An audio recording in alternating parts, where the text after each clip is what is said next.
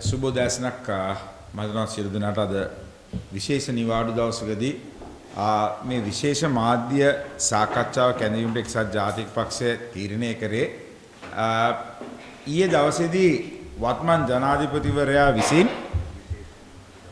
අත්වලා තියෙන වත්මන් තත්ත්වය පිළිබඳ මාධ්‍ය හමුවක් පවත්වනවා අපි දැක්කා. අතසම ඒක දෛවයේ සරදමක් බවට පත් වෙන්නේ එතුමා විසින්ම බලය ගන්නට ඉස්සෙල්ලා කියපු කතාත් බලය ගත්තට පස්සේ කියපු කතාත් ඒ වගේම මාර්තු මාසේ 3 වෙනිදා කියපු කතාත් මාර්තු මාසේ 10 වෙනිදා වෙනකොට කියපු කතාත් මාර්තු මාසේ 15 16 වෙනකොට කියන කතාත් අතර තියෙන පරස්පරය දිගින් දිගට බලපුවම අපිට මතක් වෙන්නේ එක කතාවක් ඔබතුමාලත් අහලා ඇති ඊයේ පෙරේද දවස්වල මේ මම දැක්ක සමාජ මාධ්‍යනේ අද ලංකාව හසුරුවන්නේ. එතුමා කතා කරන්නේ සමාජ මාධ්‍යනේ. ඒ සමාජ මාධ්‍යනේ කතා කරනකොට තඹුත්තේගම යෝධයෙක් ගැන කතා කරනවා මේ දවස්වල. ඒ කාලේ ඉඳලා තඹුත්තේගම යෝධයා කියලා හාදේ. එතකොට මේ තඹුත්තේගම යෝධයා නැවත මතක් වෙන්නේ මේ දැන් ඉන්න තඹුත්තේගම හාදයා නිසාද කියන එක අපේ පුංචි ප්‍රශ්නයක්. ඒකට මම මූලිකව කියන්නම් මෙතුමා මෙච්චර කල් සහ එතුමා හැමතැනම කියන්න උත්සාහ කරන්නේ මේ ආර්ථිකයේ කඩාවැටීමක් වෙනවා නම් ඒකට එතුමා වගේ කිය යුතු නැහැ. එතුමා වගේ කිය යුතු නැහැ. මේ ලෝක යුද්ධය තමයි වක් කියනවා කියලා. අපිට ඒ වගේම කනගාටුයි ලංකාවේ ඒ කාලයක අපි කිව්වා බහල්ලු කියලා සෙට් එකක් හිටියා කියලා. දැන් නම් කියන්නේ වෙන්නේ අමු ගොම් මී කට්ටියක් තමයි ඉන්නේ ලංකාවේ. මොකද මේ යුද්ධයක් නිසා මේ අපි පොලිමේ ඉන්නවා කියලා තමන් දීපු ඡන්දෙට එහෙමත් නැත්නම් ගමේ ආරක්ෂාවට දෙසන ගොන් බස් ටිකක් අපිට මේ දවස්වල සමාජයේ ඇහෙන්න තියෙනවා දකින්න තියෙනවා. මොකද ඕනම දෙයක් පිළිගන්න විශ්වාස කරන තීක්ෂණ බුද්ධියක් නැති පිරිසක් ඉන්න රටක් කවදාවත් දියුණු වෙන්නේ නැහැ. මම මුලින්ම කියන්නම් අපි දෙසැම්බර් මාසෙම මේක කියද්දී අපි දැක්කා මේ ආණ්ඩුවට හැකියාවක් අත්දැකීමක් මෙවැනි ප්‍රශ්නවල නොමැති බව අපි මුලින් ඉඳලම කිව්වා. ඉස්සෙල්ලාම අපි කොහොමද මේ ආණ්ඩුව කියන ඒගොල්ලෝ හොරකම් කරලා නැහැ. මේ ආණ්ඩුව හොරකම් කරලා නැත්නම් මේ ආණ්ඩුව වැඩ කරලා නැහැ. යම් කිසි දෙයක් කරන්න පටන් ගත්තොත් ඒ කරපු පළවෙනිම දේ නාලා තියෙනවා. ගමු දිත්වයක. දිත්වයකනේ ඒගොල්ලන්ට ඉස්සෙල්ලාම ආපු අභියෝගය ආණ්ඩුව කියන්නේ අභියෝග වලට මුහුණ දෙන්න ඕනේ. ඒ දිත්වයකේ තහඩුවක් ගියත් ලක්ෂ 10ක් දෙනවා කියලා ආරම්භ කරපු ඒ කතන්දරේ අද මොනතරම් බවට විහිළුවක් බවට පත් වෙලා තියෙනවද? මම දෙසැම්බර් මාසේ 15 වෙනිදා මේ ස්ථානයේ මෙතන ඉඳලා කිව්වා ලොකු ප්‍රශ්නයක් අප්‍රේල් මාසේ එන්න පුළුවන් අපි ප්ලෑන් කරේ නැත්නම්. දැන් අද දවසේදී එතුමා කියන්න දන්නේ අහවල් දවසේ නැවක් එනවා, ඊගාව දවසේ නැවක් වෙනවා. මුලින්ම කිව්වේ නැව් තියනවා පොලිමට කිව්වා. දැන් කියනවා නැව් පොඩ්ඩක් නැති වෙයි කියලා. දැන් නිසා අපිට මූලික වශයෙන්ම කියන්න ඕනේ දිත්වයක නාගත්තා. ගෑස් ගෙන්වා ගැනීමේදී නාගත්තා. තර මේ තෙල් අර්බුදයේ QR කෝඩ් එක පිළිබඳව නාගැනීමක් නාගෙන තියෙනවා. තෙල් තියෙනවා නම් ඇති වෙන්න ඇයි දෙයියනේ QR කෝඩ් එකෙන් ලීටර් 15ක් වමනයි නම් දෙන්නේ. එහෙම නැත්නම් ලීටර් 5ක් නම් දෙන්න පෝලිං තියෙන්නේ කොහොමද? දැන් මේ ඔබතුමාලා ඉන්න ස්ථානයේ ඉස්සරහා තෙල් පෝලිමක් කොහොමද තියෙන්නේ නේද? දැන් අපි QR කෝඩ් එක ගෙනාවට පස්සේ අපේ අතින් සිදුවන එක දෙයක් තමයි අපි තිබුණු තෙල් පෝලිං ටික අහක් කරගන්න. ඉතින් පස්සේ තෙල් පෝලිං තිබුණේ නැහැ මිනිස්සු හරියට වෙලාවට ගිහලා ගහගත්තා. අපි දැක්කනේ අර කවුදර මම දැක්ක එතුමාගේ ලස්සන වීඩියෝවක් යනවා එතුමා කතාවක් කරද්දී අර අපේ හිටපු මම හිතනවා අපේ ඉන්න තාමත් ඉන්නවා මම හිතන්නේ එතුමිය නිලියක් මේ රංගන ශිල්පිනියක් එතුමියගේ මූණේ හිනාව මේ රනිල් සුල්තාන්ද කියලා හද්දි ඒව කරනවා හරි එහෙම කරන මිනිස්සුන්ව රවට්ටන්න තඹුත්තේගම හාදයට පුළුවන් යෝධයා නෙමෙයි තඹුත්තේගම හාදයට පුළුවන්. හැබැයි මේක කල්පනා කරන්න. විශේෂයෙන්ම මේ රට වැටෙන්න සහ ඉස්සරහට තියෙන අභියෝග ගැන කියන තමයි දවසේ විශේෂ මාධ්‍යමයක් ඇඳෙන්නේ. ලංකාවට විශේෂයෙන්ම ආදායම් වෙන මාර්ග මොනවාද? ලංකාවට විශේෂයෙන්ම වැඩියෙන්ම ආදායම් වෙන මාර්ගය තමයි විදේශ ප්‍රේෂණ. සමහරට මේ ගමේ ඔය තමයි පෝලිං වල ඉඳලා තාම කයිවාරු කියන මිනිසුන්ට ප්‍රේෂණ කිව්වම තේරෙන්නේ නැහැ. ලංකාවෙන් පිටරට ගිහිල්ලා සල්ලි එවන මිනිසුන්ගේ ආදායම තමයි ලංකාවට තියෙන ලොකුම ආදායම තමයි. අනුර කුමාර මහත්තයා ආපුවම කිව්වට පෝලිං නැතිලා සිනමා ශාලාවල විතරයි පෝලිං කිව්වා. අද මන් දන්නේ සිනමා ශාලාවත් ඇරලා තියෙනවද කියලා. හැබැයි පෝලිං නම් හැම දෙයකටම පටන් අරගෙන තියෙනවා. ඒ නිසා මේ මිනිසු රැවටීමේ දක්ෂේ තමයි මේ තඹුත්තේගම තනි සිග්නල් කණුව ළඟ කොළඹ දෙසට හිටපු හාදයා. එයා තමයි තඹුත්තේගම යෝධයා නෙමෙයි හාදයා. ඒ නිසා මතක් කරගන්න ලංකාවේ වැඩිම workers remittances එන්නේ එහෙම නැත්නම් විදේශ ප්‍රේෂණ එන්නේ අරාබිකරණ 45%. 45%. ඒ කියන්නේ Dubai, UAE, Kuwait, Saudi Arabia, Qatar ඒ හතරෙන් විතරක් මේ දුබායි රාජ්‍යයේ 11%, කුවේට් වලින් 11%, සෞදි අරාබියෙන් 10%, කටාර් වලින් 9%, ඊට අමතරව ඊශ්‍රායලෙන් 2% කියලා ගමු. ඊශ්‍රායලෙත් ගමු. ඒතකොට 45%කට අධික ප්‍රමාණයකට අපේ ලංකාවට විදේශ ප්‍රේෂණ එන්නේ මේ ලංකා ලෝකේ යුද්ධයක් තියෙන ස්ථාන. දැන් එහි රස්සාවල් අපිට තියෙන ආරංචි අනුව විශාල වශයෙන් කප්පාදුවක් වෙනවා. ඒ කප්පාදු වෙනවා කියන්නේ විදේශ ප්‍රේෂණ නැති වෙනවා. එතකොට අපි යනකොට කජුකන 100 ඩොලර් බිලියන 6ක් තියලා ගියා. දැන් මේ 2026 ජනවාරි මාසෙ වෙනකොට ඒක ඩොලර් බිලියන 6.8කට බිලියන අපි ගාව තිබුණා. හැබැයි තේරුම් ගන්න මේ මුදල් පාවිච්චි කරන්න බෑ. IMF නීතිය අනුව පාවිච්චි කරන්න තෙල් ගේන්න පාවිච්චි කරන්න බෑ. එතකොට විදේශ ප්‍රේෂණ අඩු වෙනකොට සංචාරකයෝ මේකත් හොඳට ගණන් හදලා බලන්න. සංචාරකයන්ගේ වැඩිම සංචාරක පිරිසක් ලංකාවට එන්නේ ඩුබායි හරහා 2,35,415.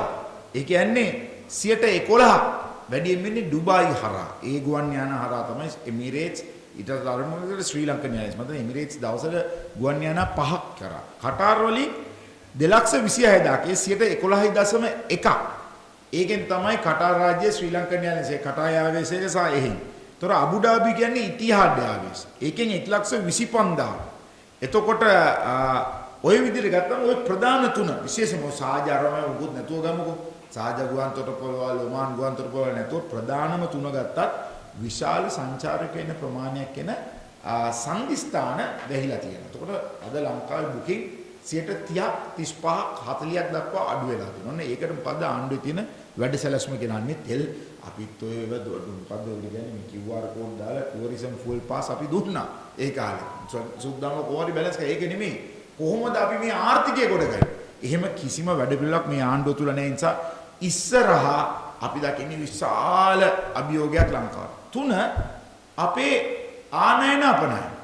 ආනයන අපනයන වලට අපේ රටේ එන බඩු බාහිර ආදියට එන නැව් වලට විශාල මුදලක් සර්චාර්ජ් එකක් දැන් ගෙවන්න වෙනවා. මොකද යුද්ධ කලාප හරහා යනකොට. යනකොට සහ එනකොට. තේ ගන්න ලංකාවේ තියෙන තේ වලින් විශාල ප්‍රමාණයක් වැඩිම ප්‍රමාණයක් යන්නේ ඉරානයට රුසියාවට ඔය රටවල. කල්පනා කරලා. සහ මැද පෙරදිග. ඒතකොට තේ ඉන්ඩස්ට්‍රිය වැටෙන්න පුළුවන්. ඇඟලුම් ඉන්ඩස්ට්‍රියට ප්‍රශ්නයක් වෙනවා. මොකද යුරෝපයේ යන රටවල් වලට වැඩියෙන්ම කනෙක්ටිවිටි, ෆ්ලයිට් කනෙක්ටිවිටි තියෙන ෆ්ලයිට් තිබුණේ අපිට මැද පෙරදිග හරහා. කටාය ආවේශයකට දවසට 5ක් එමිරේට්ස් එකේ දවසට 5ක් ශ්‍රී ලංකන් එයර්ලයින්ස් එකේ ওই රීජන් එකේ දවසට මම හිතන්නේ 12ක් විතර ෆ්ලයිට් යනවා. ඉතින් මේ ඔක්කොම වල යන්න පුළුවන් කැපැසිටි අඩු වුණාම අපේ එක්ස්පෝර්ට් යවා ගන්න විදියක් නැහැ. ඇමරිකාවට එන්න පුළුවන්, යුරෝපයට එන්න පුළුවන් යන්න. එතන ආර්ථිකය වැටෙනවා. ගෙන්නනේවට නැව් වලට ගාණ වැඩි වුණාම වැඩිපුර ගාණට ගෙවන්නකෝ මෙහෙ බඩු මිල වැඩි වෙනවා. මේක ඊටාම සුන්දර ලෙස එතුමා කතාවක් ඊයේ ගෙතුවා. ඔබතුමාලාත් අපි දන්න මාධ්‍යවේදියෙක් ඊයේ එතුමගෙන් අහනවා දැන් මේ තෙල් ගේන්න අපේ උපේන්ද්‍ර කියන මාධ්‍ය දෙමනොතකයි එතුමා තමයි උපේන්ද්‍ර හේරත් තමයි ප්‍රශ්නේ ඇහුවේ ස්පොට් ටෙන්ඩර්ස් ගැන අහනවා. ස්පොට් ටෙන්ඩර්ස් ගැන අහනකොට එතුමා කියනවා මේ මුකුත් නැහැ අර නිකන් ඇගේ මොන දාන්න විශ්වාස කරා. මා විශ්වාස කරා. යකෝ විශ්වාස කළා තමයි මෙච්චර කියලා තව විශ්වාස කරන්න දෙයක් ඉතුරුලා තිබ්බනම් මං හිතන්නේ ඊට වඩා හොඳයි. එයා මම නම් දකින්නේ ගෝඨාභය රාජපක්ෂ මහත්තයා ඉල්ලාස්සලා ගියා. මෙයා නම් යන්නේ හොයා ගන්නත් හිතා ගන්නවත් බැරි විදිහට පැනලම තමයි යන්නේ. ඒක අද කිව්වා කියලා හොඳට මතක තියාගන්න. ඒකට හේතුව ජනතාව තාම එයා දන්නවා ජනතාව එයා විශ්වාස කරනවා. ඒකයි එයා විශ්වාස කියන වචනේ කියන්නේ. නමුත් ස්පොට් ටෙන්ඩරින් හොරකමක් කොහොමද වෙන්නේ නැත්තේ? ගෙනාවු පළවෙනි ටෙන්ඩරෙම ගල් අඟුරු වලින්ම හොරකම් කරනවා. හරි. ඒ ගල් අඟුරු වලින් හොරකම් කරපු කෙනා දන්නේ නැහැ කියන්නේ. කොහොමද කියන්නේ? එයා දන්නේ නැහැ කියන්නේ කොහොමද? තුමා කියනවා අල්ලස් එකට කවුරුත් ගිහිල්ලා නැහැ. ගිහිල්ලා තියෙන්නේ. අල්ලස්සකට ඔය කවුද ඔය අමාත්‍යවරයාට විරුද්ධව දැන්ටත් පැමිණිල්ලක් කරලා තියෙන්නේ. ඉතින් රටේ ඉන්න බුදු දෙයියෝ ජනාධිපති දන්නේ නැත්තම් අල්ලස්සකට ගිහිල්ලා කවුරු හරි කම්ප්ලේන් එකක් දාලා තියෙනවා කියන්නේ මම දන්නේ ලංකාවේ ඉස්සරහට තියෙන අනාගතයේ මොනතරම් දෙයක් වෙයිද කියලා. තව එකක් මම කියනවා. මෙයා කරගත්ත තව ලොකු වරද්දක්. මෙයා බිලියන 6.8ක රිසර්ව් තියෙනකොට එහෙම නැත්නම් අපි ගාව අපේ භාණ්ඩාගාරයේ මුදල් බිලියන 6.8ක් තියෙනකොට මෙයා වාහන ගෙන්නුවා ලංකාව. වාහන ගෙන්නලා බිලියන 2ක් එතනට නාස්ති කරගත්තා. දැන් මේ වාහන ටිකත් විකුණ ගන්න බැරුව වාහන ආනයන හිමියෝයි ගෙනාපු සල්ලි තියෙන කෝටිපතියෝ වාහන ගත්තා. අනිත් ටික දැන් ඉතුරු වෙලා තියෙනවා. දැන් ඔන්න අපේ රුපියල අප්‍රමාණී වේගෙන එනවා. ලෝකෙත් මුදල් අප්‍රමාණී වෙනවා. අනිත් රටවලටත් මේ ප්‍රශ්නේ තියෙනවා. හැබැයි ඒගොල්ලන්ට IMF ප්‍රශ්න නැහැ. හරි? ඒගොල්ලන්ට IMF ප්‍රශ්න නැහැ. අපි IMF එක ඇතුලේ ඉන්නකොට අපි බොහොම අර ඒ කියන්නේ ජනප්‍රිය තීන්දුව කවදාවත් ජනප්‍රිය තීන්දුව ප්‍රසිද්ධ තීන්දුව කවදාවත් රටක් හදන්නේ නැහැ.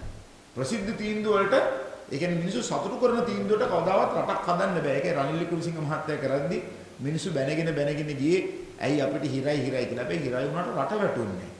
අද රනිල් වික්‍රමසිංහ මහත්තයා හිටියානම් මොකද්ද වෙනස කියලා අහන එවුන්ට ඒක උත්තරයි දෙන්න තිබුණේ.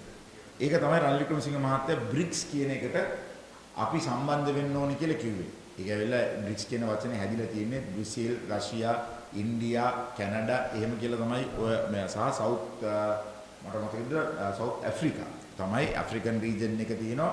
BRICS කියන වචනේ හැදෙන්නේ බ්‍රසීල්, එතකොට දකුණු ඇමරිකාව, එතකොට එක පැත්තකින් ආපුවම රුසියාව, එක පැත්තකින් ආපුවම චීනය, අනිත් පැත්තෙන් ආපුවම ඉන්දියාව, එහෙම තමයි මේක සම්පූර්ණ හැදිලා තිබුණේ. S එක මට උදේ සවුත් ඇෆ්‍රිකා, C එකටත් මොකක් කරාටත් තිබුණා. ඒතකොට ඔක තමයි BRICS එක. ඒතකොට මේ BRICS එකට යන්න රනිල් වික්‍රමසිංහ මහත්තයා සියලු සැලසුම් කරේ. එතකොට US ඩොලර් එකකින් ගනුදෙනු කරන්න ඕනේ. US ඩොලරෙන් ගනුදෙනු කරන්න ඕනේ. අපි සියලු පිඹුරුපත් හදලා ඒ ඔක්කොම කරලා අපේ ආණ්ඩුව විසි වෙනවා. විසි වෙලා ඔක්තෝබර් මාසේ තමයි BRICS එකට අපි අපේ ඇප්ලිකේෂන් එක දාන්නේ. විජිත හේරත් මහත්තයා එකට යන්නේ. හරි? විජිත හේරත් මහත්තයා යන්නේ මොකද ඡන්දෙ තිබ්බ නිසා. අද ඔන්න ඕව තමයි පරිප්පු. ඒතකොට මේ හිතනවන්නේ ලෝකේ ප්‍රශ්න කියලා. ලෝකේ ප්‍රශ්න නෙමෙයි.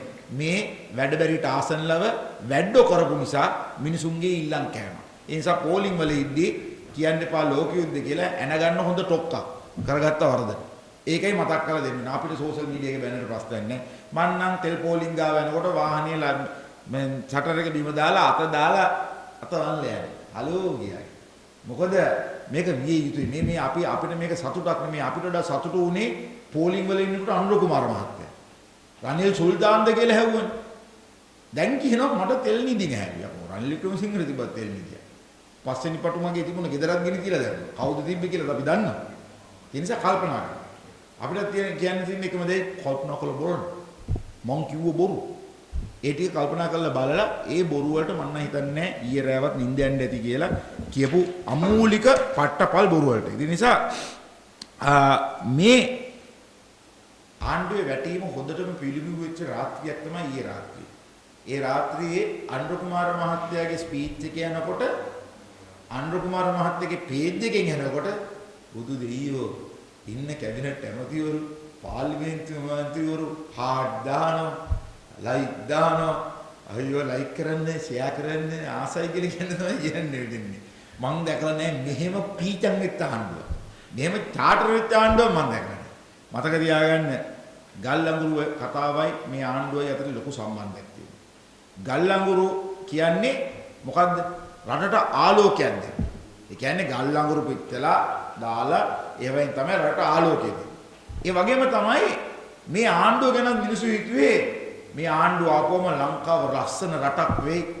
රට අඳුරෙන් අනුරට යයි. අනුරට ගියාම බොහෝම ලස්සන සුන්දර රාජ්‍ය කොරකම් නැති මාර සූක්ෂම සුපිරියටම දුවන රටක් වෙයි කියලා. හැබැයි ගල්අඟුරු බාල වුණා. ලයිට් එක දැන් නැති වෙගෙන එනවා. ආණ්ඩුව බාලයි. ආණ්ඩුව බාල නිසා මිනිස්සු පෝලිං වලට වැටලා තියෙනවා. මතක තියාගන්න. ගල්අඟුරු මේ ආණ්ඩුව එක ගල්අඟුරු කියන්නේ ආපුවම ඒක ඔක්කොම අලු මුහුණේ වැටෙනවනේ. අනුර කුමාරට දැන් ගින්න මූණ ගොඩක් පේෂල් කරන්න දෙයි. ඒ ඔක්කොම මූණ නිකන් කට්ට කළු වේගෙන යන අඟුරු වගේම තමයි. ඒකට හේතුව ගල් අඟුරු වංචාව ඊයේ අනුර කුමාර මහත්තයා සුද්ධ කරා. මං කිව්වා වගේ වැඩ කරලා නැහැ. ඒ නිසා හොරකම් තාම එන්න පටන් ගෙන නැහැ. අපි කරපු වැඩ ටික කරපු සිස්ටම් එකට වැඩ කරන් යනවා මිසක වෙන කිසි දෙයක් නැහැ. කරපු හැම දෙයක්ම නෑ. ඩිට්ටාගෙන් නෑව. දැන් ඔන්න ගල් අඟුරුවකින් නෑව. දැන් ගල් අඟුරුවකත් කියන්න පුළුවන්ද ලෝක වෙළඳ පොලේ මේ ප්‍රශ්න නිසා ඉන්නේ කියන්නේ. ලයිට් කැපුවොත් මෙහෙට ලයිට් කැපුවොත් පෝලිං වල ඉන්න මාමලාට නැන්දලාට පුළුවන්ද කියන්නේ මේක ලෝක යුද්ධයක් කියලා නෑ. තෙල් මේ ගල් අඟුරු ගෙනාපු නැව් 13ක් එක දිගට රිජෙක්ට්. ඒවල දින ක්වොලිටි දෙකක්. ඕවා ගන්න ගොඩක්ම දකුණු අප්‍රිකාවෙන් ගන්නකොට ඔය ගල් අඟුරු ගන්නකොට ඒවල තියෙනවා 60-30%. ඒ වගේ තියෙනවා ඒ කියන මේ කොච්චර හොඳ ක්වොලිටි 70යි 30යි ඒ වගේ ප්‍රතිශත තියෙනවා. ඒ අලු ප්‍රමාණය. අඩු ලාභයට ගේනකොට ඒ අලු ප්‍රමාණය වැඩි. ඒකයි අර ක්වොලිටි ටෙස්ට් එකේ එක ෆේල් වෙන්නේ. ඉතින් ලෝකේ ඕන තරම් හොඳ බඩු පරණ බඩු තියෙනවා. ඉතින් මම උතුවාලට කියන ඉස්සරකාලේ මේකේ ඉන්න ලෝකල් ලේජන්ඩ් කෙනෙක් එක නමක් තියෙනවා. ඒ පුද්ගලයා මම ක්‍රීඩා ඇමති ඉන්නකොට මට ලක්ෂ 10ක් දීලා NCC එකේ ක්‍රීඩා කරපු කොල්ලෙක්ව ගස්සන්න කියලා ටීම් එකට දාන්න කියලා කිව්වයි කියලා මම ඒ ෆෝන් එකේ ගිහලා ICC එකට මෙන්න ඒ පොරව සස්පෙන්ඩ් කරා. අස්කර රස්තාව නැති වුණා. අන්න ඒ පොර තමයි ඒකෙත් එක අධ්‍යක්ෂකවරයෙක් කැතයිලා ඉඳයි සී හාන්සි අම්මවා. හරි මේ මිනිස්සු තමයි දැන් ලංකාවේ ඒජන්ට්ලා ඉන්නේ. ඒතකොට අනිත් බඩු දෙක පොහොර ලංකාවට ගෙන්න යලා ඒ පොහොරත් සෞත්තු පොහොර ගෙනාවයි කියලා දැන් ගුවන් තහනමකට ලක් වෙච්ච දෙන්නේ. තව ඉන්නවා නීතිඥෙක් ඉන්නවා, තව ඉන්නවා මම හිතන්නේ හාමුදුරුවරෙක් ඉන්නවා, ඔය කණ්ඩායමක් ඉන්නවා ඒක ඇතුලේ.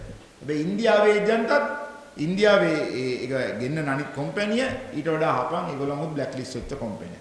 චන්ද්‍ර කුමාර මහත්තයා කොහොමද මේක සුද්ධ කරන්න හදන්නේ?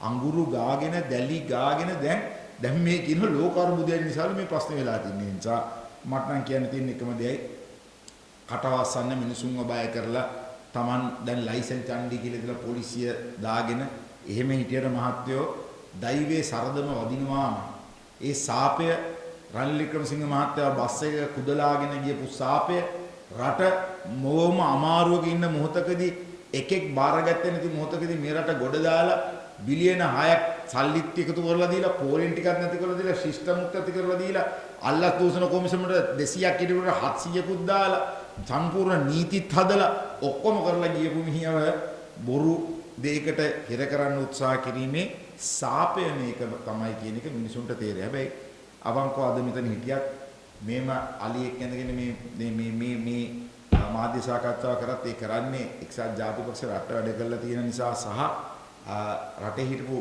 අමාරුම වෙලාවක වැඩ කරපු නායකයෙකුට කරන ගරුත්වයකට. හැබැයි ලංකාවේ අර අනගාരിക ධර්මපාලතුමා වගේ එන ආත්මෙදි මේ වගේ රටක ඉපදෙන්නවත් එපා කියලා තමයි ප්‍රාර්ථනා කරන්නේ. මොකද අපි ඒ තරම් දේශපාලන බෙදිලා ඉන්නේ. ඒ තරම් දේශපාලන කාලකන්ණි රට වැඩක් කරත් Taman පක්ෂ කෝණකින් බල්ලා ඒ මිනිහා විනාශ කරලා නාස්ති කරලා දාන්න දනවා. රනිල් වික්‍රමසිංහ මහත්තයා කොතනකවත් බොරු කියලානේ.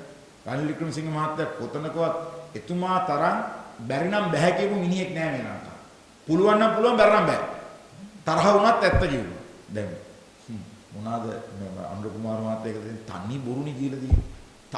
තනි බොරු කෝටියක් කියලා මිනිස්සු රැවට්ටුවා. මං කියන්නේ මිනිස්සුත් වැරදි කියලා. හැබැයි සමහර මිනිස්සු බොරුවක් වැරදීමක් වුණාම ඒක පිළිගන්න කැමති නෑ ලංකාව.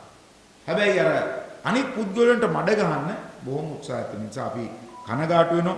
අපි නැවතතාවක් අද දවසේදී අවධාරණය කරනවා.